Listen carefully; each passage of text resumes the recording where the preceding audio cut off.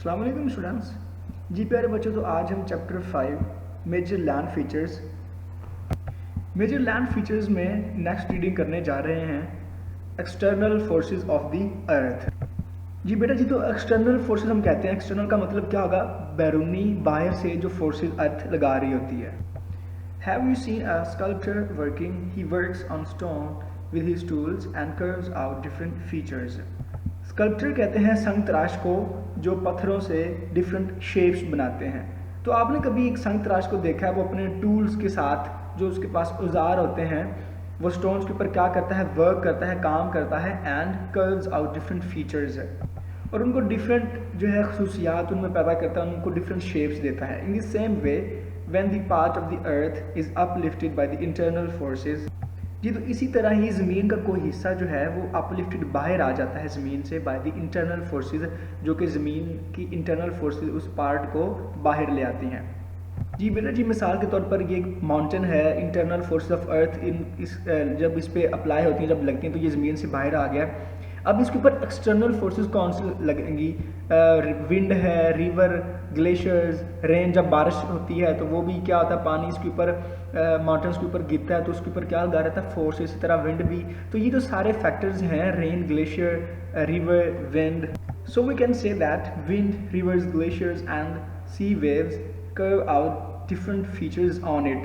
तो उस माउंटेन के ऊपर जब ये एक्सटर्नल फोर्सेस लगती हैं तो उनको डिफरेंट शेप्स और डिफरेंट फीचर्स उनके अंदर क्रिएट होते हैं। These are the external forces of the earth. और इन्हीं फोर्सेस को ही जो विंड, ग्लेशियर और सी वेव्स किसी भी माउंटेन के ऊपर लगा रहे होते हैं, हम क्या कहते हैं? ये कौन सी फोर्सेज हैं? These are the external forces of the earth. जी, अब ये जो एक्सटर्नल फोर्सेज हैं, इनसे क्या फॉर्म होता है, क्या बनता है? डायसेक्टेड कोस्टलाइंस, valleys, lakes, waterfalls, various plateaus and plains are formed by these forces.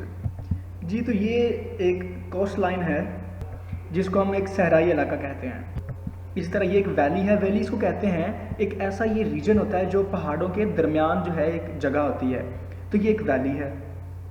Distance तो ये वाटरफॉल है। And such type of land is known as plain. ये एक सारा प्लेन एरिया है। जी स्टूडेंट्स, अब हम माउंटेन्स के बारे में पढ़ते हैं। अब ये क्वेश्चन ये होगा, what is mountain? Mountain is a major land form which is clearly high from the surrounding areas and has a slopy surface. जी तो माउंटेन्स जो होते हैं वो सराउंडिंग एरिया से बहुत हाई होते हैं, और ये जो स्लोपी कहते हैं ढलवानदार, और ये ढलवानदार होते हैं। जी स्टूडेंट्स, तो ये देखें, ये एक माउंटेन है। अब देखिए ये जो सारा एरिया है ये इसका सराउंडिंग एरिया है, और ये सराउंडिंग एरिया से देखिए ये जो माउंटेन है ये कितना हाई है। Its base is broad as compared to its top. Broad कहते हैं किशादा, चौड़ा, और टॉप कहते हैं चोटी को। जी स्टूडेंट्स, तो ये इस माउंटेन की ये टॉप है, चोटी है, और ये जो नीचे वाला एरिया है ये सारा ये इसकी बेस है। अब देखें बेस जो है वो टॉप के लिहाज से क्या है? ब्रॉड है, बहुत कुशादा है। Now interesting information, the oldest mountain on the earth came into being about 400 million years ago. They are called Caledonian Mountains.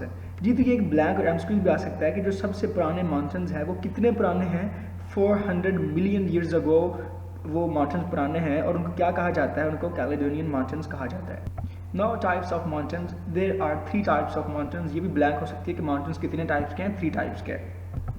First type, volcanoes. The molten matter in the earth tends to move inside the earth.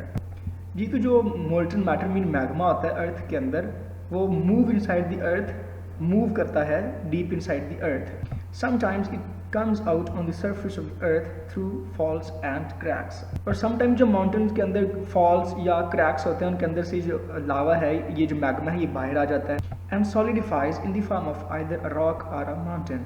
तो जब ये magma बाहर आता है तो ये क्या बन जाता है? ये एक रॉक या एक माउंटेन की शक्ल इख्तियार कर लेता है। It is called a volcano. इस तरह का जो माउंटेन होगा उसको हम वोल्केनो का नाम देंगे। It has narrow passage to the top called vent. जी स्टूडेंट्स, तो एक ऐसा रास्ता होता है टॉप से जहाँ से ये मैग्मा है वो बाहर निकलता है, लावा बाहर निकलता है, उसको हम कहते हैं vent. Lava tends to come out from its vent regularly. तो जो लावा है इस वेंट से बाहर निकलता रहता है। जी स्टूडेंट्स, तो ये कुछ वोल्केनोज हैं, फुजीयामा, कराकाटो, मायरन, एटना, कोटोपैक्सी और वोल्केनोज। तो ये जो है ये सारे वोल्केनोज जो हैं ये माउंटेन्स के नेम हैं। ओके जी स्टूडेंट्स।